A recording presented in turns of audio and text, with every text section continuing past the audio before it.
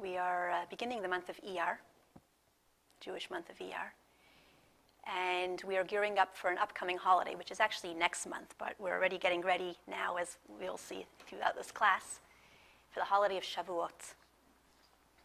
The giving of the Torah takes place on that holiday. So it's a big deal, obviously, receiving the Torah, and we are in the middle of preparing for this great event.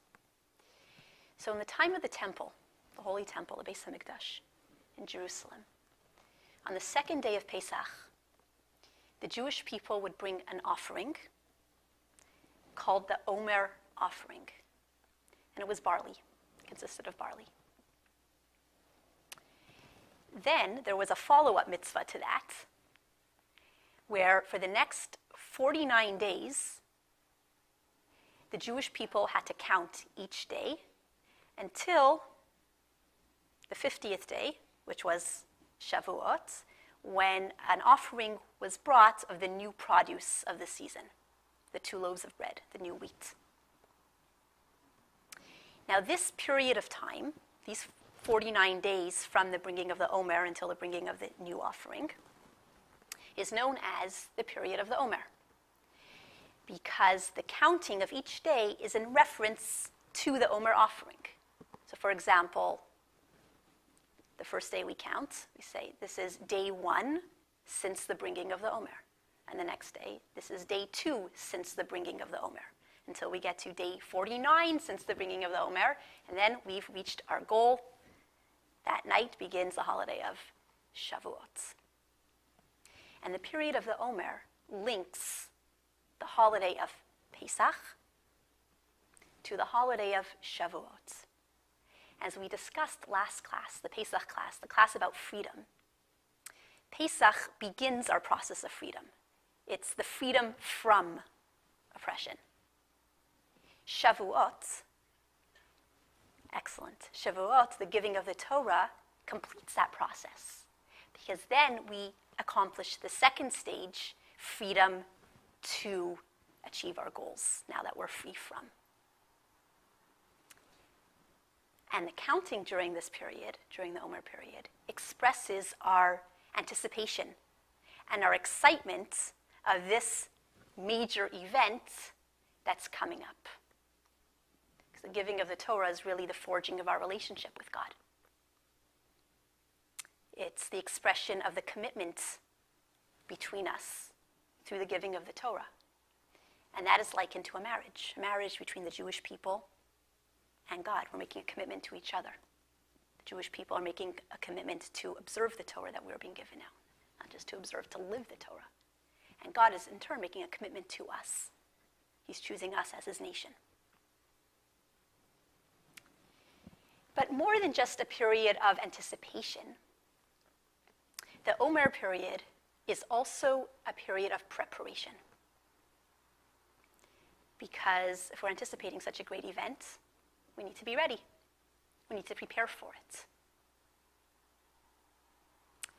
And we spend every day of the Omer doing something to change ourselves, to become a better person, so we are ready to fully appreciate the gift of the Torah. And that's why, by the way, we actually count up. We're not counting down. Usually when we think of accounting in terms of anticipation, counting the days, we count down.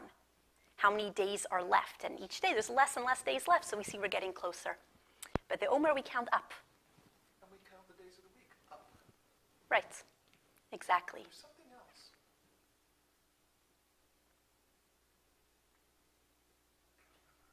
If you remember, let us know. It's interesting. But the reason why we count up is because of this period of preparation, of self-growth and refinement, because each day we complete a step of our mission. We've completed another step of our process of growth. It's another day behind us. And we're counting up until each step of our journey of growth has been completed. It's interesting, this counting, this daily process, these steps of self-refinement leading up to Shavuot are all in reference to the offering of barley, Now let's think back to the Tu B'Shvat class. What is the barley within us?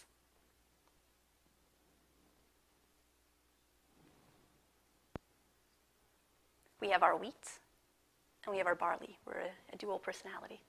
What part of us is the barley? Our animal soul. Our animal soul. We mentioned barley is an animal food. Barley's the animal and wheat is the soul. The godly soul. So in other words, the period of the Omer, we're counting in reference to the Omer, it's a period of barley, so to speak, meaning it's a period of time where we work on the barley within us. We work on refining our animal soul, and like we mentioned back then, bringing it on board with the agenda of our godly soul. And what that boils down to is each soul, but now the context of our discussion would be the animal soul, our animalistic drive, is comprised of 7 emotions or personality character traits. Now, between Pesach and Shavuot, the period of the Omer, are how many weeks? 7. 7 weeks. 7 weeks. Right. That's right. Thank you. Okay, so 7 weeks, 7 midot in our soul, 7 emotional attributes in our soul that we need to refine. It's perfect. Each week, we focus on another one of our midot, of our qualities, our emotions. Not only that, each week is made up of how many days? 7 days. So the Omer period is 7 weeks of 7 days, 49 days, 7 times 7. Each of our 7 midot is subdivided into 7. It's comprised of each of the other 7 midot. So for example, the first emotional attribute we have is chesed, our quality of kindness. Chesed. Within kindness, we have the attribute of gvura, discipline. And we have the attribute of tiferet, which is beauty. So each midah includes all the other 7 midot in the context of that overarching midah. So each week of the counting of the Omer, we focus on one midah. And each day in that week, we focus on that sub-midah within that overarching midah. So to give you an example, the very first week of counting the Omer is the quality of chesed. It's the first of the midot. Day 1 of the Omer, so the first day within the first week, would be the quality of kindness within kindness, focusing on our capacity of love. Day number 2 in week 1 would be gvura shebachesed, discipline within kindness, which could translate into a respect for other people, maintaining boundaries, being able to curb our love sometimes for somebody, and so on and so forth. So each day of the Omer period, there is another quality that we are working on. No 2 days are the same. And when we do this, we refine every part of our nature. Every part of our nature has a turn during the Omer period until we're ready to receive the Torah on the 50th day. And we do this every single year again. Because as we see, the recurring theme throughout these classes is every year when we experience a holiday, there's a renewed energy coming into the world from that holiday. So the way we received the Torah last year is not going to be the same way we're going to receive the Torah this year.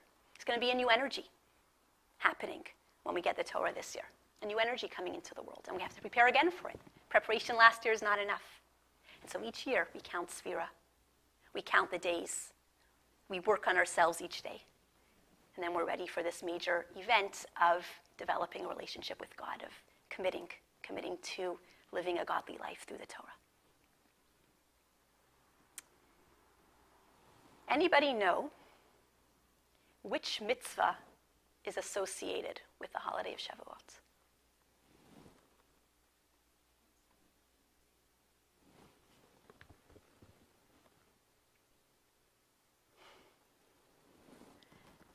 Well, this is really a trick question, actually. Because there isn't actually a biblical mitzvah, a specific biblical mitzvah associated with Shavuot. I mean, there's the mitzvot that are for every holiday, that we abstain from work, but nothing specific to Shavuot. You know, Pesach we have matzah, and Sukkot we have the 4 species and then eating in the sukkah. But Shavuot doesn't have that. It has 10 instead. But though you're talking about the 10 Commandments, but those are not unique to Shavuot. We may have received them Shavuot, but we've got to observe them all year, and we're actually going to get into those in depth today. So no, Shavuot does not have a specific biblical mitzvah associated with it, but what it does have are many beautiful, rich customs. Cheesecake. Okay, cheesecake. Linses. That's uppermost in our minds. Each holiday has to have its food, after all. Okay, so one custom of Shavuot is we eat dairy. We have a dairy meal, which is unusual. We don't make a point of having a dairy meal on other holidays. Anyone know any reason for that? That I never heard of. Spill water on people. What's the meaning behind that? I don't know, but in Israel, children always like coming out with lots of In the synagogue? water. It's interesting. I learned something new. I don't know why. You don't know the reason. Okay. Here, what did you say? Children coming out with water. Spill water on people. I've heard of that in Jerusalem. But I don't know why. Don't know why. And you sure it's Shavuot, not a different holiday? Because there's another holiday when we stay up all night, and there is a custom about water. Are you saying you sure it's Shavuot? Interesting. I'm sure. Okay, so good, another custom. Going back to the dairy for just a moment, anybody know any of the reasons why we eat a dairy meal on Shavuot? There's many. It's white. Whiteness. Beautiful. White purity. Purity. The state of the Jewish people when we receive the Torah. Torah is pure. Yeah. And another classic reason given, which is very logical, is that the Torah was given on Shabbat. So all of a sudden, upon receiving the Torah, the Jews learned that they cannot eat meat without slaughtering it. They realized that their dishes are no good. They have to kosher their dishes. They learned that they can't cook anything on Shabbat. So that rules out any meat meals because they can't. Slaughtering is one of the forbidden work activities. Thank you. One of the forbidden activities on Shabbat, as is cooking, as is koshering the vessels. So if they want to eat meat, it has to be slaughtered. It has to be cooked in something. So they can't do much about it right after receiving the Torah. So what could they eat? They can eat dairy, eat it cold. It's easy. Right. So that's one reason amongst many. What are some other customs? Let's aim for a couple more. There's a big one at night. Yeah, you stay up. Mm-hmm. I study. That's right. Stay up all night and study before we receive the Torah the next day. Anybody know the meaning behind that? You say you've done that before, Natalia? Yes, I have. Nice. It's a very interesting reason behind that, actually, which needs a class of its own to explain. It said the Jews fell asleep. Do you do that? Have you been organized a group of people? Like Yes, to study. Mm-hmm. Yeah, we do. And they include women in It's open to anybody. It I don't is? always make it till the end, Oh, okay. but it's open to anybody, Oh, okay. any Jewish person, man or woman. Because I'm with the group I did, conservative group, I know they did. I just Right. didn't know. Yeah, no, the Orthodox, all Jews. It's a Jewish custom. It's a Jewish custom. It's a Jewish custom. So for Jewish, Women do. then it's a good, yeah, absolutely. So why do we do it? So the Midrash tells us that the Jews fell asleep the night before they were to receive the Torah. They fell asleep and they overslept. And here God's waiting to give them the gift of all gifts, right? And they're sleeping. God has to wake them up. So to rectify that, in a sense, we make sure to stay up all night. So we're not sleeping when God wants to give us his precious Torah, his gift. One last custom, which is a very important custom, and I'd like to highlight this one, is that we should go to synagogue and hear the reading of the Ten Commandments. Ten Commandments is the highlight of the giving of the Torah. And each year we receive it anew. So it's very important that we're there to receive it. We're there to hear it. Just like the original giving of the Torah, every man, woman, and child was there. It's important that we do that every year at the giving of the Torah, especially considering our souls were at the original giving of the Torah. It says that every Jewish soul that will ever come into a body was present at the giving of the Torah. So our soul experienced it, now we want to experience it consciously. And it's important that we're there. So that's a little bit about the holiday of Shavuot. And the highlight, as we just mentioned, is the giving of the Aseret HaDibrot, the 10 Commandments, or more accurately translated as the 10 Statements. Dibrot are actually sayings or statements. Now let me ask you a question. If you were given the opportunity to deliver a message to all of humanity, a message to live by, maybe more than one, a few, what would you say?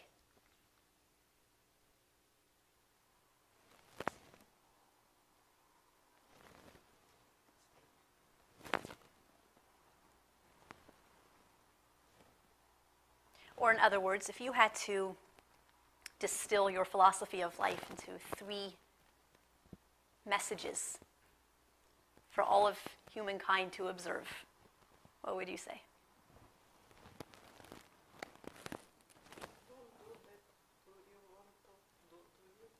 Okay. Could you speak a little louder? I will try. And live in peace. And So you're saying treat others well, treat others fairly, was your first one? To treat others how you would like to be treated? Okay, and then you said to live in peace? yes, Okay. God is one. And believe in one God. Okay, those sound good? Can't go wrong with that. Beautiful.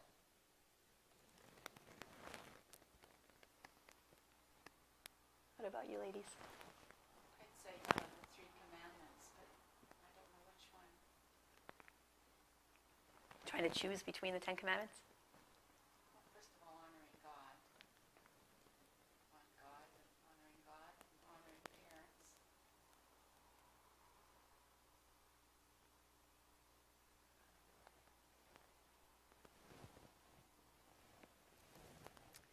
Rivka, did you want to add anything?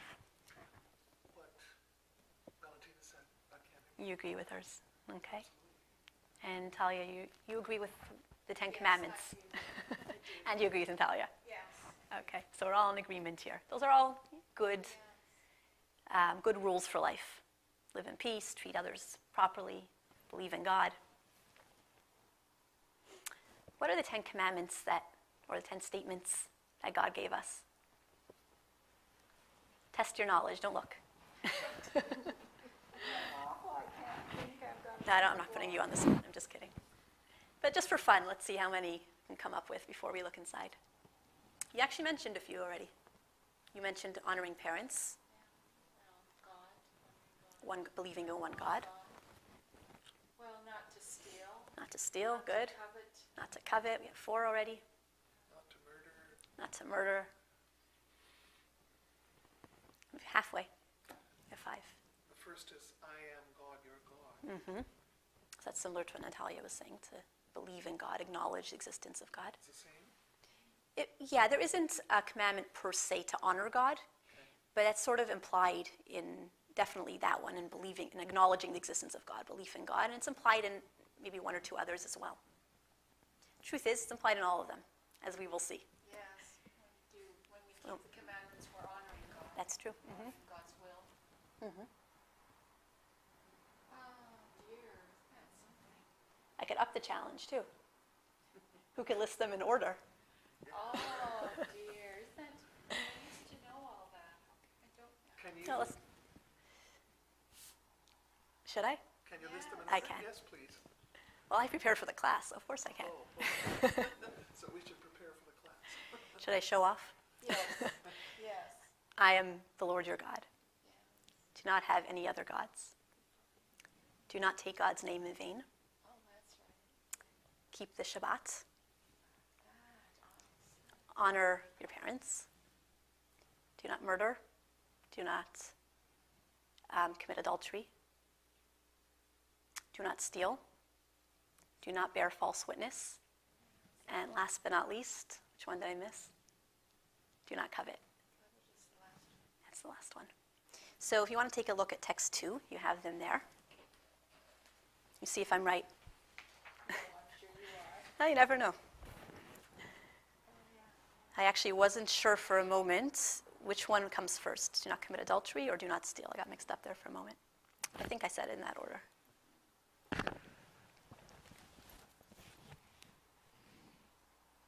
So it's interesting. If we think about some of the messages that you ladies have thrown out and the ones Valentina mentioned, and we compare it to the type of statements we have here in the Ten Commandments, Valentina's messages were broad and universal, right? Peace, kindness. And that is kind of what we would assume a general message to the world would be, something universal. But looking through the Ten Commandments, we see a lot of specific statements. Of how to bring about peace and respect for others.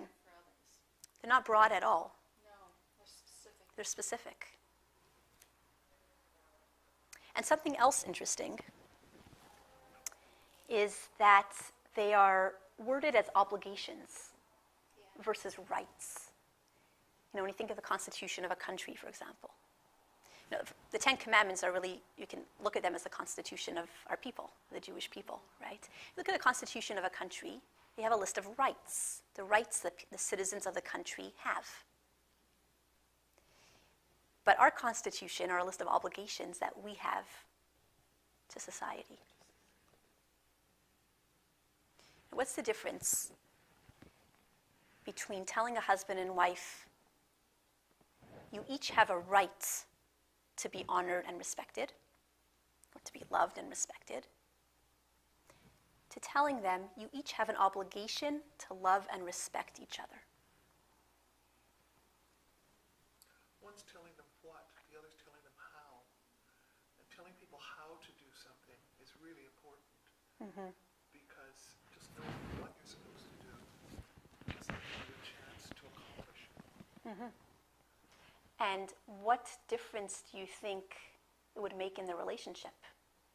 Being told to respect each other or being told that they each have a right to be respected? Huge. But it makes all the difference in the world. Absolutely. If you respect, then your right is realized. But to say that you have a right doesn't mean it'll be. But when you're asking that of someone. That's true. When you respect the other, you're more likely to get respect back. Yes. That's true. And when a spouse has an attitude of what can I give to my spouse rather than what can I get, there's a much bigger chance of harmony in that relationship. Because if someone always has that sense of entitlement, they never feel they're getting enough, and it just leads to friction.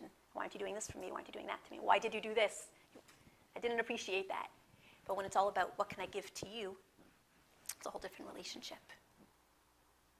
So what God wants from us is to be givers, not takers. What do I owe the world versus what does the world owe me? Not to have that sense of entitlement, but a sense of contribution. And of course, our rights are implied in our obligations, as you ladies have said. If I'm obligated to respect somebody's life, not to murder, that implies that everybody has a right to their life being valued. Or if we're told we have an obligation not to steal, well, inherent is that we all have a right to our property. So the rights are implied. The difference is in the wording. And the wording makes a huge difference in how we relate to the world and how we relate to God. So it's both in our godly relationship and in our interpersonal relationships.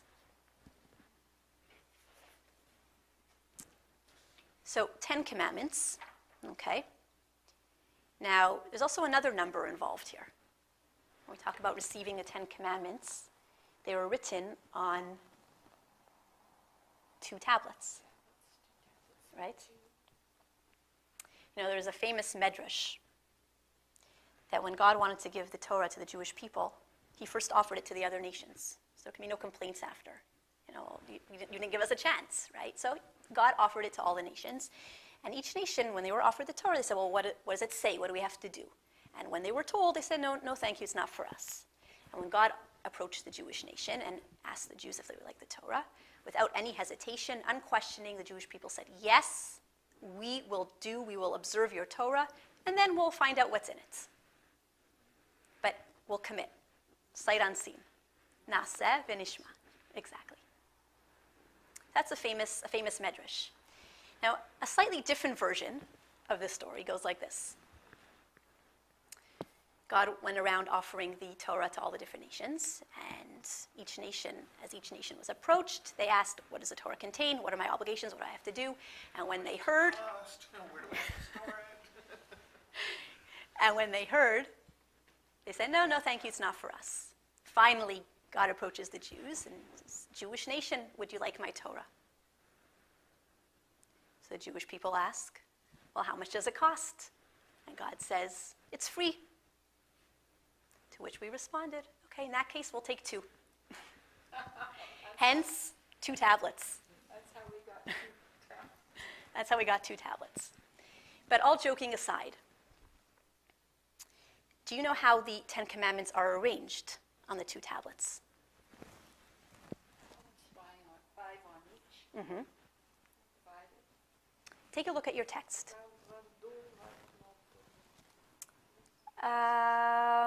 Yes. Almost. Take a look at the 10 Commandments here in your text. The first 5, okay, you're close. That's similar to what Valentina said. The first 5 were on one side, and the second 5, the last 5, were on the second side. Why do you think the reason for that is?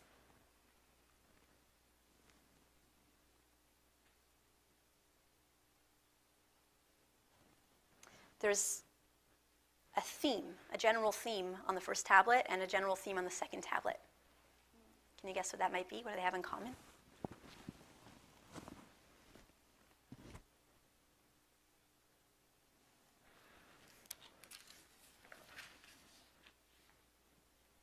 Oh, you know, if you look at page, actually, I'm sorry, you have a better sample here in your book. Page 153, figure 7.2, you could actually see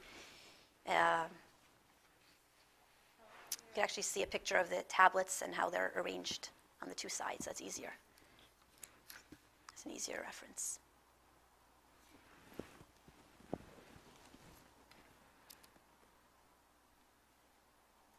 Oh, yeah, it's with God. Obligations we have to God, and then obligations we have to others. Mm-hmm. Very good. Do you see that? The 5 on the first side are between us and God. As you said correctly, very well put, our obligations towards God. The second side are obligations in terms of our interpersonal relationships, between us and other people. That's one way of looking at it. God is always a God of order, isn't he? Mm-hmm. There's another way to look at the 2 tablets. On the first side, it's honor your father and your mother. It's not like this God that That's an excellent question. I was wondering if anyone would ask that. It's a great question. Why does, if the first tablet is all about our relationship with God, commandments between us and God, why is honoring our parents on that side? Because it has to do with creation. Meaning? Meaning that God created the world and our parents created us. Right, beautiful. In other words, the closest we can come to a divine act is having children. That's the closest we can come to an infinite act. It's a godly act, giving birth to children. So honoring parents really has a very godly element to it. That's one explanation. And the other is that God is the third partner in the creation of a child. Mm-hmm. Right. So that's why it's an excellent question, Valentina. Now, going back to the 2 tablets, there's another way to look at the arrangement here. Each commandment on the first tablet corresponds to a commandment on the second tablet. In what way?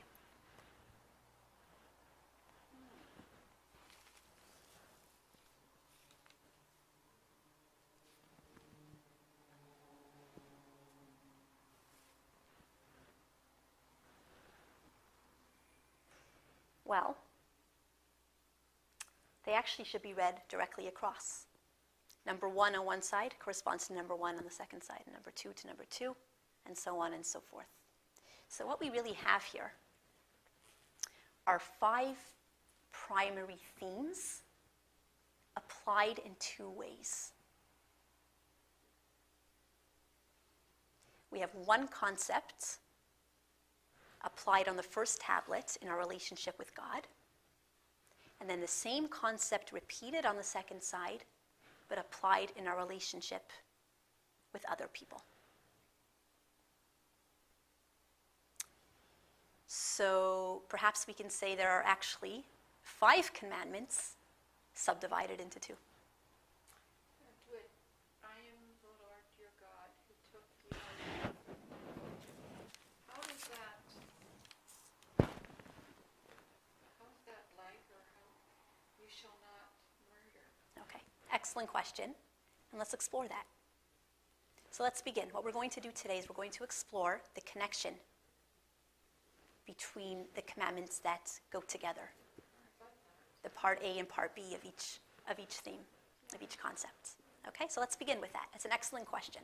First commandment on tablet 1 is, I am the Lord your God. So what we are doing is we're establishing a fact. It's a statement, right? 10 statements. We're establishing a fact of reality. There is a God. And not just that, a God that took us out of Egypt. In other words, it's a God that's involved in our lives. I could have said, I am the Lord your God who created the world. That's a little bit abstract for us. It's hard to relate to a God that we know as the creator of the world. So he created the world and he's somewhere, But a God that took us out of Egypt is involved in our lives. So that's what the first statement is all about. The establishment of a truth. There is a God.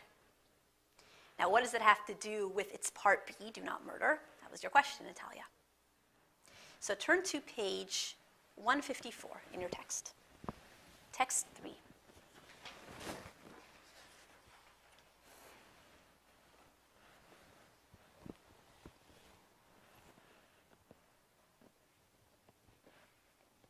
Anybody want to read? Okay, on the first tablet was written, do I start at the beginning? Yeah, you can start. In what organizational scheme were the 10 foundational principles of the Jewish people given? 5 on one tablet and 5 on the other tablet.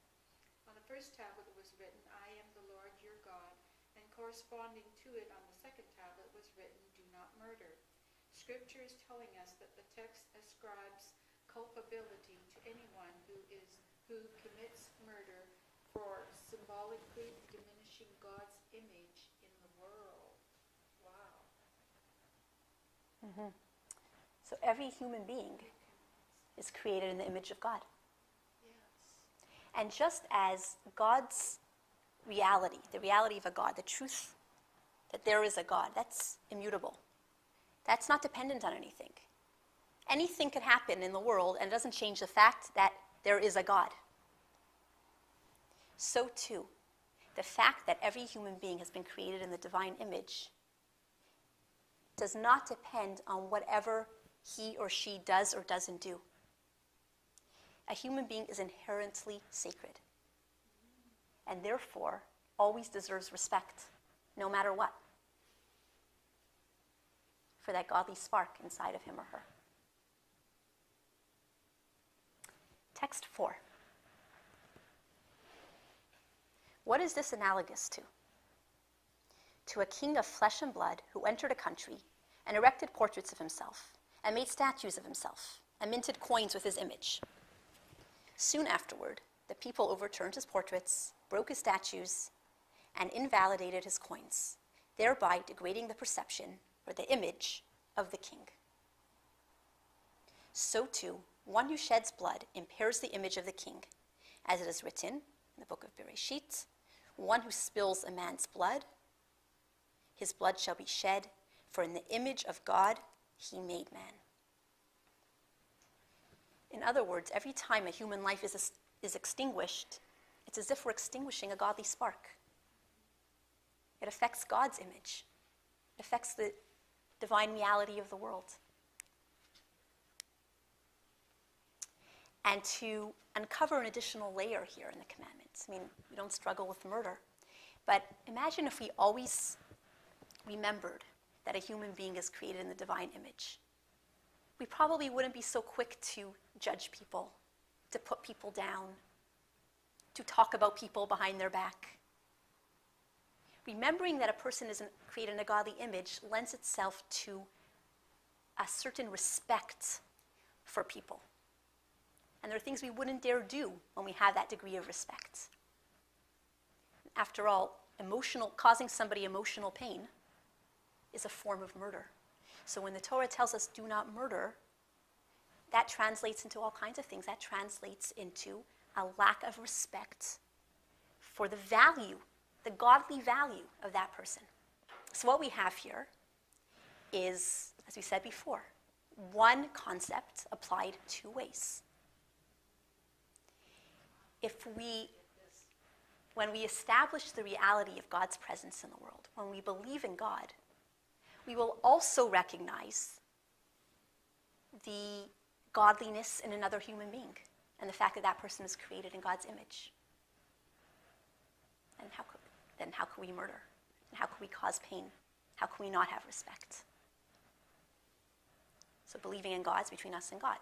Believing in God also impacts our relationships because we view people differently. So that's 1 and 6. Does that answer your question, how they go together? Yes. Isn't that amazing? I find that very powerful. That reminds me of how my father explained to me one time that God is our breath. When we have breath, we have God.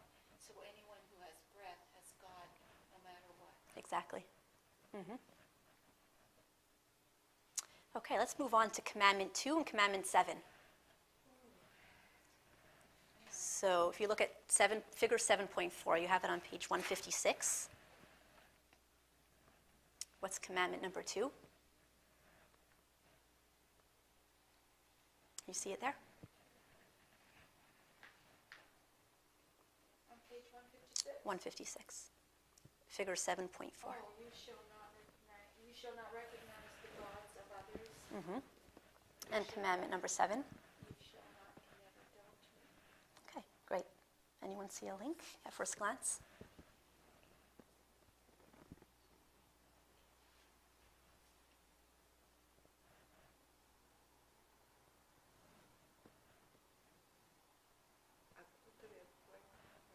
My English is not so good, but I can apply to do something wrong to somebody. I have the relationship. It's like God is one. It's one. Mm-hmm. Exclusive. Yes, not. So loyalty, is that what you mean? To be loyal to whoever you're in the relationship with, Yes. exclusive to that person. Yes. Right, beautiful, beautifully said. In other words, our relationship with God has to be exclusive. We should not have any other gods. As we said before, when we got the Torah at Har Sinai, it was like a marriage between us and God, right? Our relationship is similar to a marriage in a way, this is one way that it should be exclusive. And the relationship between a husband and wife also needs to be exclusive. Do not commit adultery. In other words, what these commandments are about is not ascribing reality to something that is false. God is our reality, nothing else. Ascribing reality to a different power, that's false. The marriage between a husband and wife, that is real, that is holy. A relationship outside of that, ascribing reality to something false, a false relationship, a relationship outside of marriage, it's meaningless, it's missing its holiness. And again, to peel away a layer, to make it relevant in our own lives. We may not be worshiping idols. Very few people are these days. But we certainly may find ourselves ascribing power to forces, to people, to events other than God. Examples all the time. For example, attributing your paycheck to your boss. Yes, your boss hands it to you, but who's it really from? Or, as we discussed in last year's course, anger. Getting angry at somebody means you are ascribing control and power to that person who made you angry, when really it's God who's in control. So, again, one concept applied two ways. An exclusive relationship with God, not giving power to any other reality or false reality, and an exclusive relationship between a husband and wife. Loyalty, exclusivity. That's the thread here. Let's move on. Commandment 3 and Commandment 8. So you have figure 7.5 on the same page. What is Commandment 3? You shall not take the name of the Lord your God in vain. Perfect. And Commandment 8? You shall not steal. Right. Do you see a thread there? A link? What would be the common denominator here?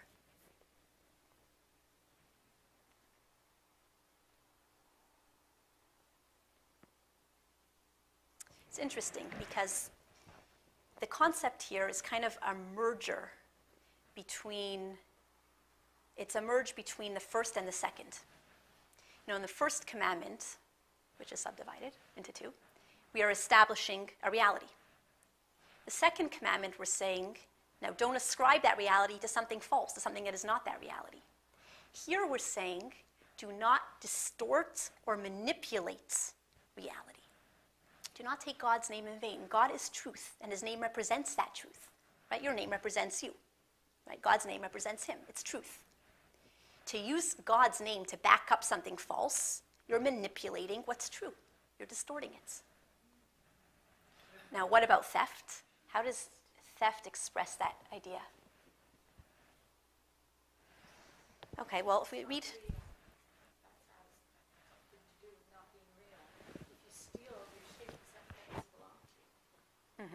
The reality is it belongs to somebody else.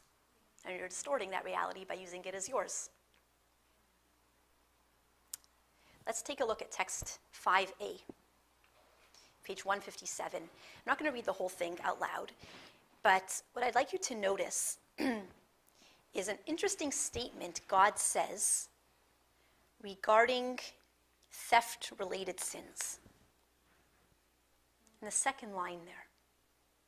If a person sins, betraying God, and it goes on to say by theft and theft-related ideas. Now, you don't think of theft as a betrayal of God. A theft is between two people. Yet God calls it a betrayal of himself. Why is that?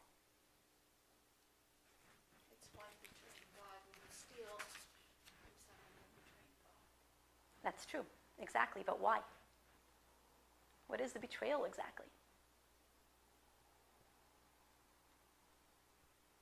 It's not yours. How does that apply to everything belongs to God. Okay, you touched on something here. Everything belongs to God. So the owner should remain with the owner rather than with the one who steals. Amazing. Natalia, you sure you didn't read ahead over here? Oh, I didn't. You say, just like Rabbi Akiva, who Rashi quotes in his commentary. What does Rabbi Akiva tell us?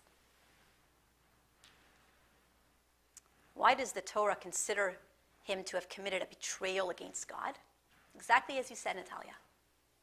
Because in defrauding his fellow, he is also defrauding the third party to their dealings.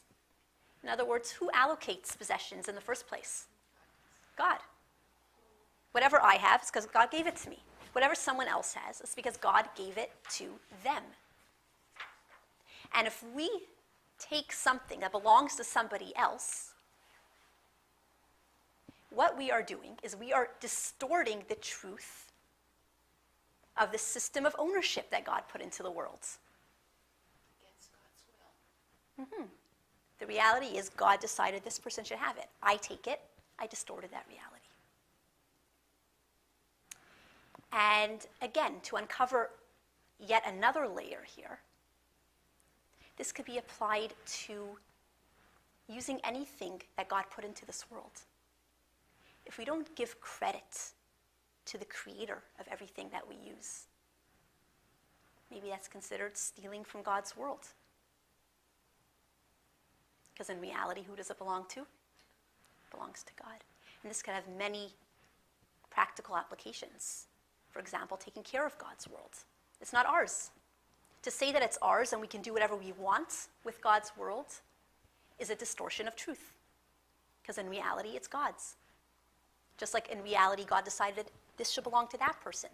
That's the owner, because God decided I have no right to change that truth. And in a more global sense, everything in the world belongs to God, and that's the truth. So therefore, I don't have a right to act with it however I want. I have a certain responsibility to the owner. So again, what we have here, one concept, two applications. Don't manipulate truth. Don't manipulate God's name to back up something false. And don't manipulate what belongs to who. The truth of what belongs to who in the world. That's why manipulation is such a wicked behavior. Of course. I agree. But then I have a question. If we have some feeling, and we know that feeling is not good, we change this because of knowledge on another feeling that is good. Is it manipulation?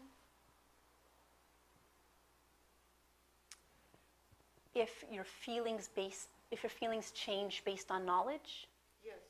Like I know it's not good to do something, but about on the road, that's a good example. Somebody cut off, and I have feeling. somebody like, cut off what? Cut off my car. Ah, okay. Yes. And I terrible feeling like, but I respect that person, and I have to think everybody. Maybe he is late in the hospital, and I have to let him go. But it's manipulation of my feeling. It's Ah. your own manipulation of your own feelings. Okay. Yes, but That's not manipulation. it's also manipulation, I think. It's choice. It's perhaps manipulation to the good. In other words, here we're talking about manipulating truth. Now, your feelings may be valid, but do they reflect reality? In other words, we all understand why you would get upset. But if we think about the whole picture, if we think about reality, and this goes back to the previous commandment of why that person cut you off, it's because that person is in control of your life right now and has the power to make you upset? No, it's God who's in control. Yes, but it's like, yes, I know it. It's why I change my feeling. You're changing your feelings, but you're not changing truth. Yes. In other words, you are changing yourself to become more in tune and in harmony with the truth, which is growth, which is beautiful. Do you see the difference? Manipulation is for a negative reason. It's to take control, to take power from somebody else or from some other situation. But I don't personally feel I could possibly manipulate myself. I could look at what's going on and choose what's going to happen, what I'm going to do, but I could manipulate Malky. Maybe. Maybe not. I'm tough. There's change and there's manipulation. They're not the same thing. No. Manipulation is generally used in a negative sense of taking something that's good and twisting it. Whereas change could be good or bad, but definitely could be very good when used correctly. Manipulation is dishonest. It's pretending one thing but meaning or intending another. That's well put. Yeah. Yeah. Yeah. It's like we not have to be judging another people deals. What is people doing? We're not allowed to judge.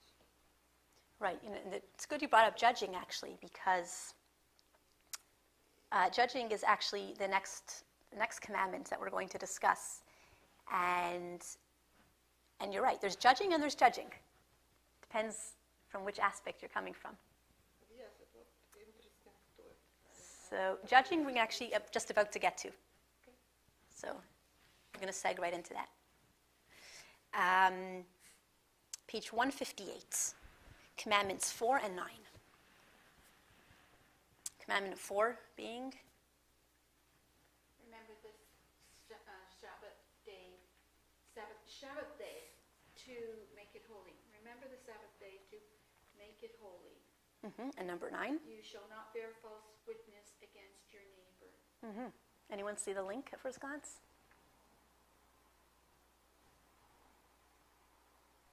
I think to find the connection, we need to first dig a little deeper into what Shabbat is all about.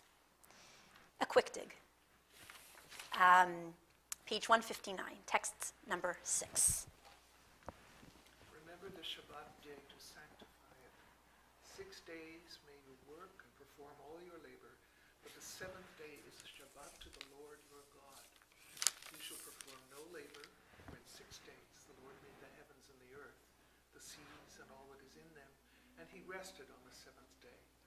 Therefore the Lord blessed the Shabbat day and sanctified it.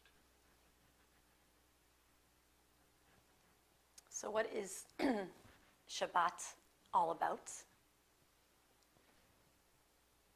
What is the significance of Shabbat? Kadosh v'noach. Well, we're testifying to something very important by keeping Shabbat. When we keep Shabbat, we are announcing, we are declaring something. We are declaring something important to be true. Which is what? Which fact are we declaring to be true when we keep Shabbat? That God created the world in 6 days and rested on the 7th. We mirror that. We work for 6 days and we rest on the 7th. And when we do that, when we act the way God does when he creates the world, we are testifying to that fact, that that is how God works, that God created in 6 days and rests on the 7th. But even more than that, we don't just do 1 week of work and then a Shabbat. Once we testified, we're done. We do it again every week. After Shabbat, we have another 6 days of work, and then another Shabbat, and then another 6 days of work, and another Shabbat. Which means it's not just that we're testifying to the fact that God created the world in 6 days and rested on the 7th.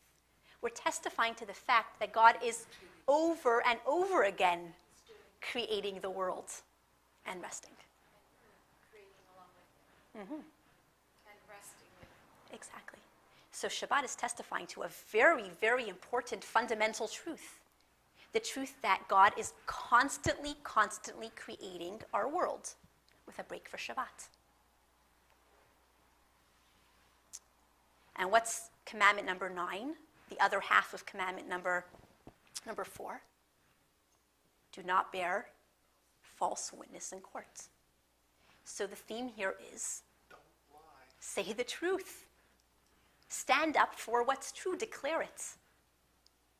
Declare the reality of how God runs the world. And when you have to speak about someone else, declare the reality then too. Between us and God, we're saying the truth. And between us and other people, we're saying the truth. And Thank you.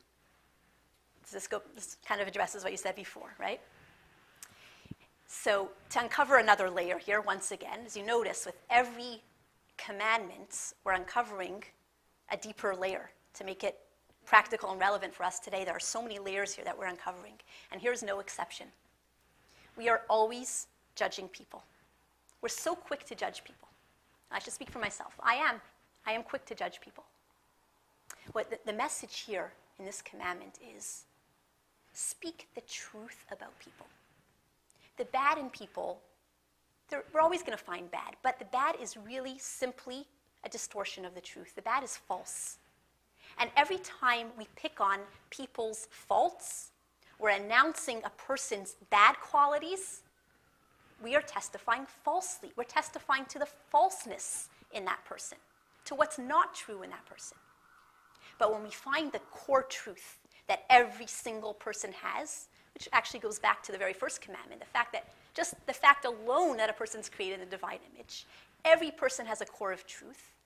When we pick on that, when we talk about that, when we build that up, we're testifying to the truth in that person. We're saying how things really are. We're standing up for what's real, for what's good in that person. And here again, we see one concept, two applications.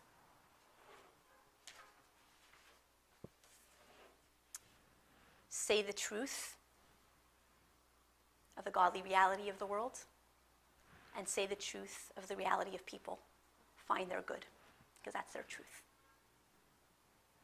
So that's the commandments 4 and 9. Say the truth.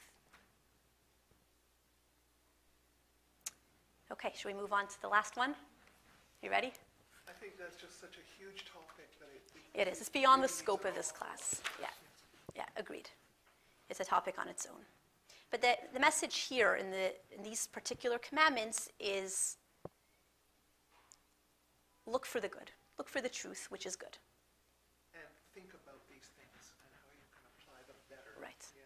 Right. Because everybody, someone does something that's terrible, fine. But they also have something that's good. Let's focus on that. That's the message here. This could be a class on commandments. Mm-hmm. Exactly. There's so much. There's so much. Let's move on to 5 and 10. The grand finale. Page 160, figure 7.7. Honor your father and your mother. You shall not covet. Lust after want. Want what other people have. I know.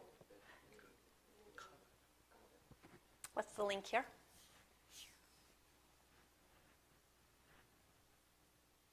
It's a little tricky.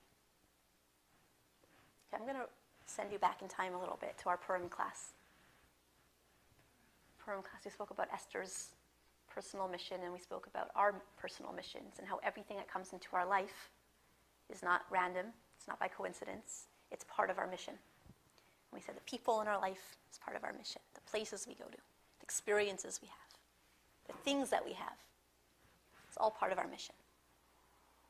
Now, armed with that information, it's a little easier to find a link between Commandment 5 and 10.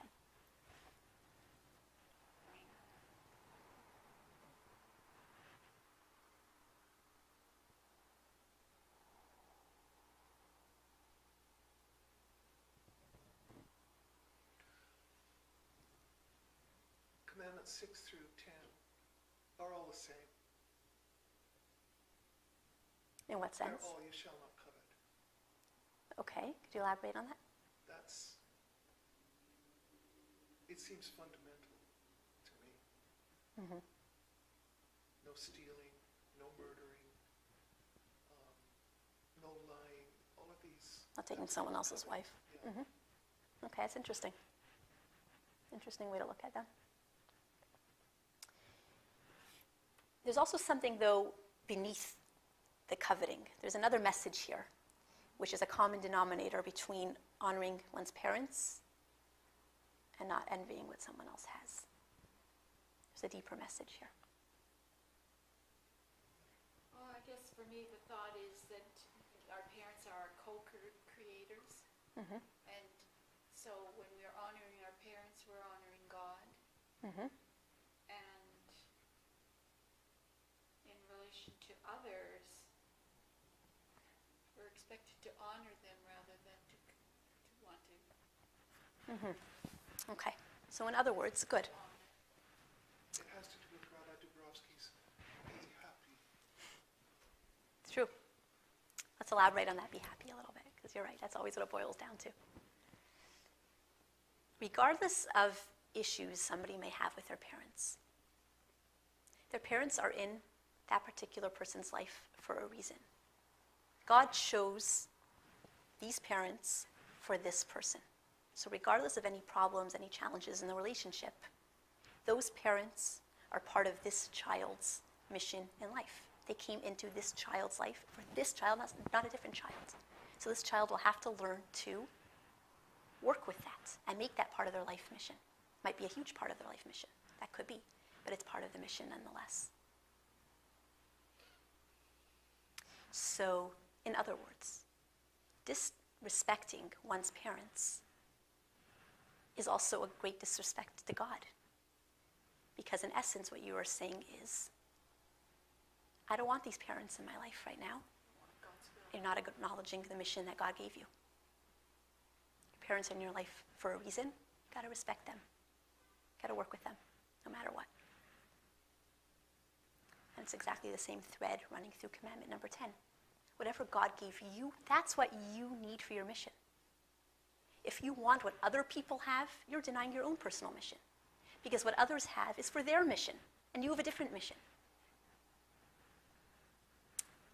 So, one commandment, two applications. Acknowledge your mission. Accept your mission.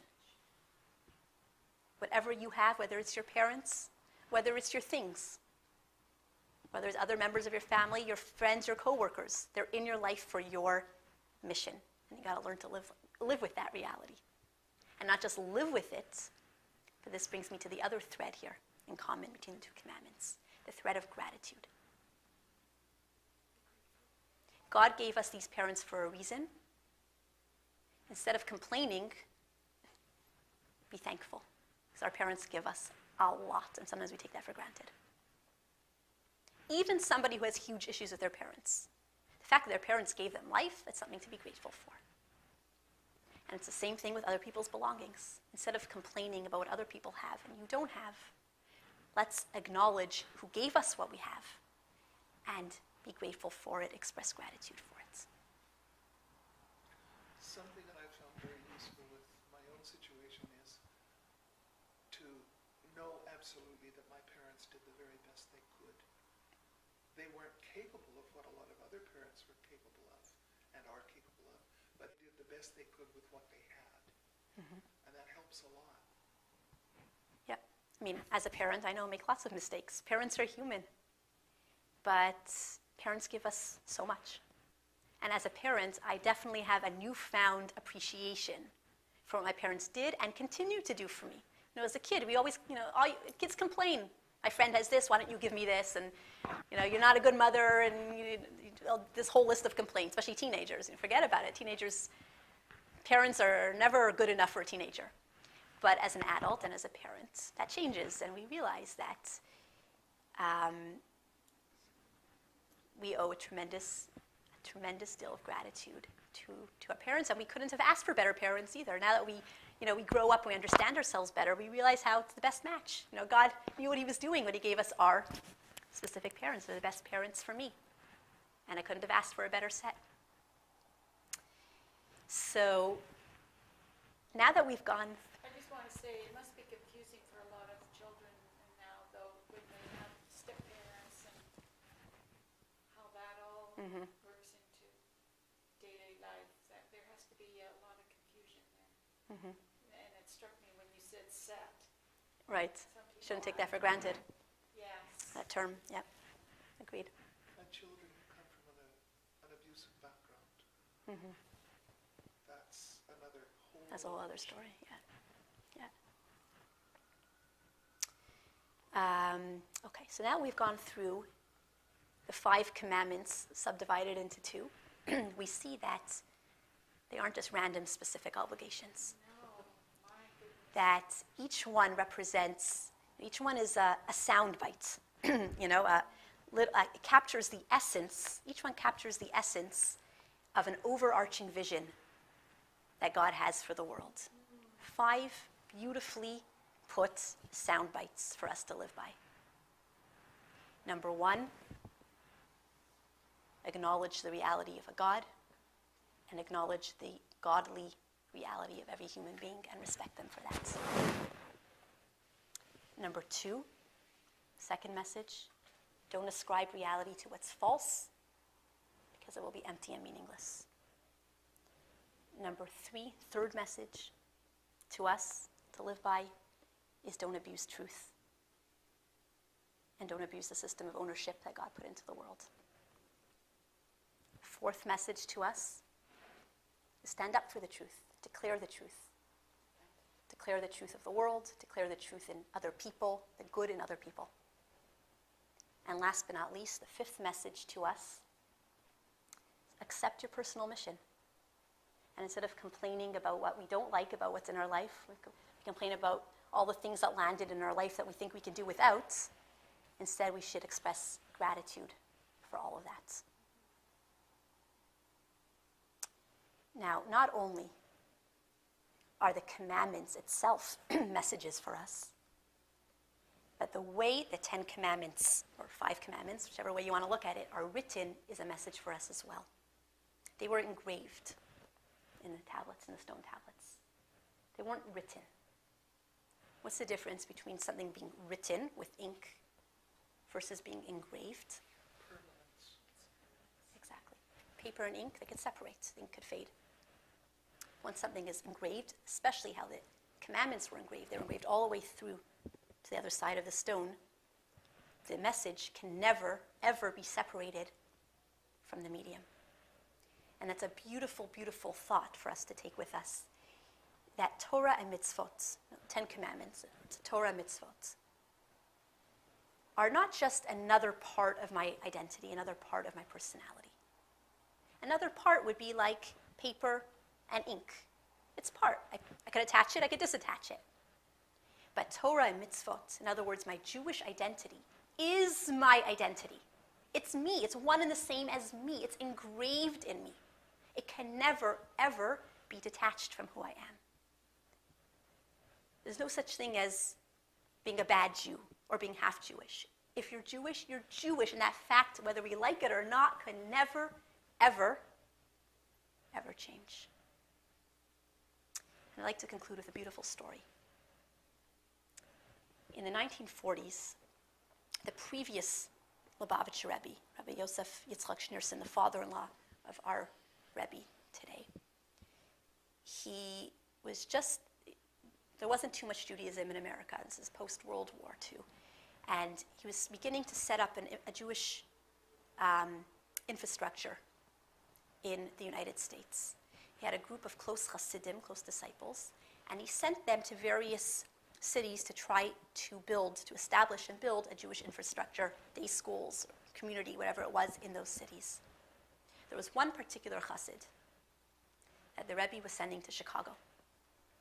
And before the Chassid left, the Rebbe instructed him to look up a certain businessman in Chicago. So of course the Chassid gets to Chicago and he looks up the businessman, he goes to his office. And it happens to be that this businessman had a secretary whose job was probably she was hired because she was very, very good at fending off people who looked like they were coming to collect money or something, the nunniks, so to speak. So when the rabbi, this chassid is a rabbi, he walks into the office, right away the secretary tried to send him off. But the chassid was not deterred. He was determined. He was going to wait until this businessman could see him. And no matter how many times the secretary told him that this man is busy and this man is back-to-back appointments the whole day and definitely cannot even squeeze in 3 seconds to see him, the chassid sat patiently. And he waited throughout the day until finally, at the end of the working day, this businessman was quite curious to see who this stubborn rabbi was that wouldn't take no for an answer. So he comes out, and the rabbi introduces himself. And the businessman figures he's here to collect some money, so he starts taking out his checkbook. And the rabbi says, no, I'm not here to collect money. So the man says, well, then why are you here? So he said, the truth is, I am not quite sure why I'm here. I just know that my Rebbe, Rabbi Yosef Yitzchak Schneerson in New York, told me to come and visit you. So the businessman starts to laugh. Says, what are you talking about? I don't even know any rabbis. What is going on here? So the chassid realized he has to say something powerful really quick if he doesn't want to lose this guy. And he's obviously there for a reason. So he has this flash of insight, and he tells him like this. He says, do you know what a Torah scroll is? He says, yeah, that I know. He said, Torah scroll, the Chassid continues, a Torah scroll is comprised of many, many, many letters, and each letter is crucial to that Torah scroll. If one letter is missing or a little bit smudged or not quite the way it's supposed to be, you can't even use the Torah scroll. So therefore, there's somebody called the sofer, the scribe, who specializes in fixing the writing in Torah scrolls, amongst other things. And if any one letter is slightly off, the sofer right away has to fix it in order to make the Torah usable again. He said the whole Jewish nation is compared to a Torah scroll. Each Jew is a letter in a Torah scroll. Lately, our Torah scroll of the Jewish people has been ravaged. We went through a lot. There's letters that are a little bit rubbed out, letters that are missing. My Rebbe is a scribe. He's seeking out every single letter to restore them to the Torah scroll so the Torah scroll can be complete once again. And that's why my Rebbe sent me to you. So this really touched the businessman. And they actually formed a very strong relationship starting then. Anyhow, the chassid eventually goes back to New York. And he reports back to the Rebbe, and he tells him that he indeed met this businessman, and he told the Rebbe this metaphor that he had given over in the office. So the Rebbe listens, and he says, you know, your metaphor is not 100% accurate. Jewish people aren't really compared to letters written with ink on the parchment of a Torah scroll. The Jewish people are really the letters engraved on the luchot, on the tablets that Moshe brought down from Har Sinai for the Jewish people. Because ink and parchment can separate, and that's what happens. That's why they need to be fixed. But when something is engraved, it never goes anywhere. The worst that can happen is there could be a little bit of dust or dirt that settles in the cracks, the crevices. And that's easy. Blow it away, give it a little wipe. Nothing, says the Rebbe, could detach a Jew from his or her source. A Jew is one, engraved with his or her source. A Jew is one with the Torah. A Jew is one with the Jewish people. A Jew is one with the soul and can never, ever, ever be separated.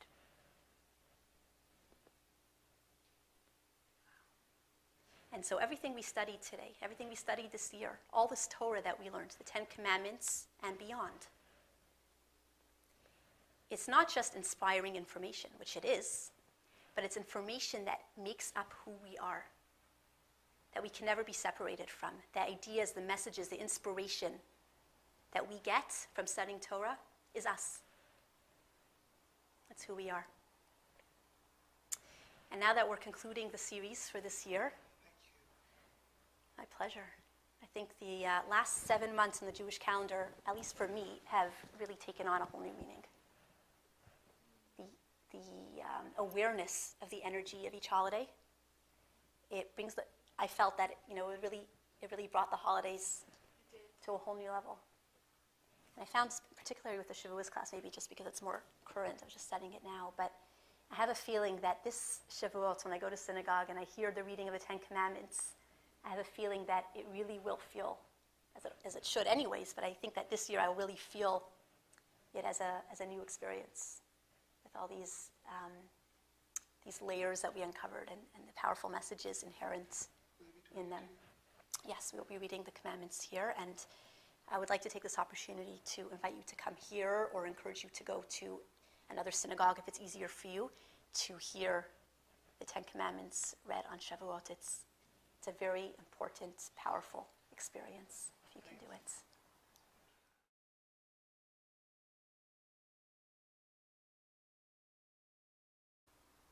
Overarching midah. So to give you an example, the very first week of counting the Omer is the quality of chesed. It's the first of the midot. Day 1 of the Omer, so the first day within the first week, would be the quality of kindness within kindness, focusing on our capacity of love. day number 2 in week 1 would be Gvura Shebachesed, discipline within kindness, which could translate into a respect for other people, maintaining boundaries, being able to curb our love sometimes for somebody, and so on and so forth. So each day of the Omer period, there is another quality that we are working on. No 2 days are the same. And when we do this, we refine every part of our nature. Every part of our nature has a turn during the Omer period until we're ready to receive the Torah on the 50th day. And we do this every single year again.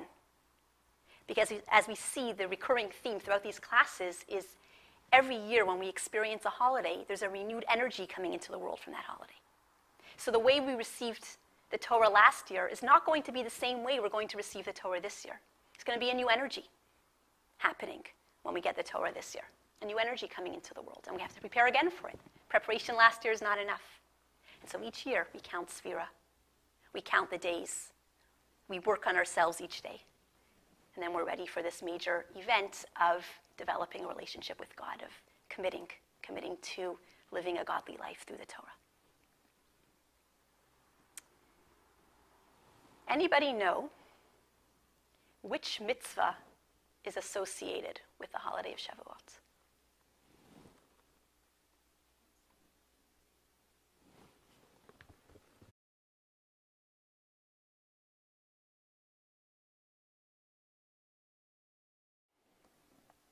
We are beginning the month of Iyar, Jewish month of Iyar, and we are gearing up for an upcoming holiday, which is actually next month, but we're already getting ready now, as we'll see throughout this class, for the holiday of Shavuot. The giving of the Torah takes place on that holiday. So it's a big deal, obviously, receiving the Torah, and we are in the middle of preparing for this great event. So in the time of the temple, the Holy Temple, the Beis HaMikdash in Jerusalem, on the second day of Pesach, the Jewish people would bring an offering called the Omer offering. And it was barley. It consisted of barley. Then there was a follow-up mitzvah to that, where for the next 49 days, the Jewish people had to count each day until the 50th day, which was Shavuot, when an offering was brought of the new produce of the season, the 2 loaves of bread, the new wheat. Now this period of time, these 49 days from the bringing of the Omer until the bringing of the new offering, is known as the period of the Omer, because the counting of each day is in reference to the Omer offering. So for example, the first day we count, we say, this is day 1 since the bringing of the Omer. And the next day, this is day 2 since the bringing of the Omer. Until we get to day 49 since the bringing of the Omer, and then we've reached our goal. That night begins the holiday of Shavuot. Of barley, so to speak, meaning it's a period of time where we work on the barley within us. We work on refining our animal soul, and like we mentioned back then, bringing it on board with the agenda of our godly soul. And what that boils down to is each soul, but now the context of our discussion would be the animal soul, our animalistic drive, is comprised of 7 emotions or personality character traits. Now between Pesach and Shavuot, the period of the Omer, how many weeks? 7. 7 weeks. 7 weeks. Right. That's right. Thank you. Okay, so 7 weeks, 7 midot in our soul, 7 emotional attributes in our soul that we need to refine. It's perfect. Each week, we focus on another one of our midot, of our qualities, our emotions. Not only that, each week is made up of how many days? 7 days. So the Omer period is 7 weeks of 7 days, 49 days, 7 times 7. Each of our 7 midot is subdivided into 7. It's comprised of each of the other 7 midots. So for example, the first emotional attribute we have is chesed, our quality of kindness. within kindness, we have the attribute of gvura, discipline. And we have the attribute of tiferet, which is beauty. So each midah includes all the other 7 midot in the context of that overarching midah. So each week of the counting of the Omer, we focus on one midah. And each day in that week, we focus on that sub-midah within that of the Torah. And that's why, by the way, we actually count up. We're not counting down. Usually when we think of accounting in terms of anticipation, counting the days, we count down. How many days are left? And each day there's less and less days left, so we see we're getting closer. But the Omer, we count up. And we count the days of the week up. Right. Exactly. There's something else.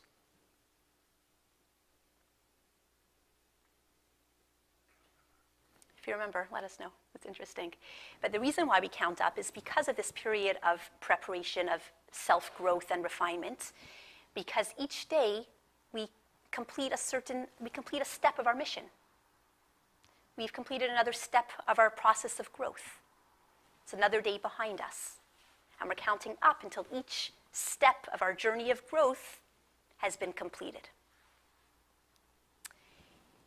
It's interesting, this counting, this daily process, these steps of self-refinement leading up to Shavuot are all in reference to the offering of barley. Now let's think back to the Tu B'Shvat class. What is the barley within us?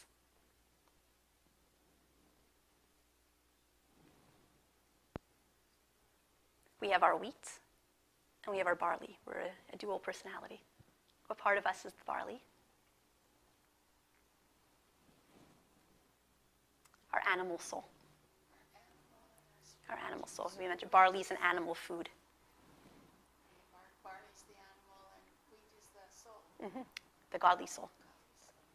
So in other words, the period of the Omer, we're counting in reference to the Omer, it's a period of, and the period of the Omer links the holiday of Pesach to the holiday of Shavuot. As we discussed last class, the Pesach class, the class about freedom, Pesach begins our process of freedom. It's the freedom from oppression.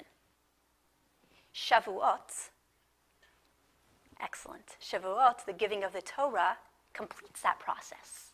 Because then we accomplish the second stage, freedom to achieve our goals, now that we're free from.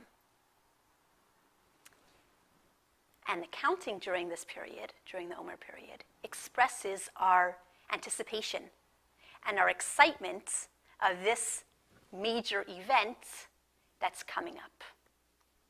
Because the giving of the Torah is really the forging of our relationship with God. It's the expression of the commitment between us through the giving of the Torah. And that is likened to a marriage between the Jewish people and God. We're making a commitment to each other. The Jewish people are making a commitment to observe the Torah that we're being given now, not just to observe, to live the Torah. And God is in turn making a commitment to us.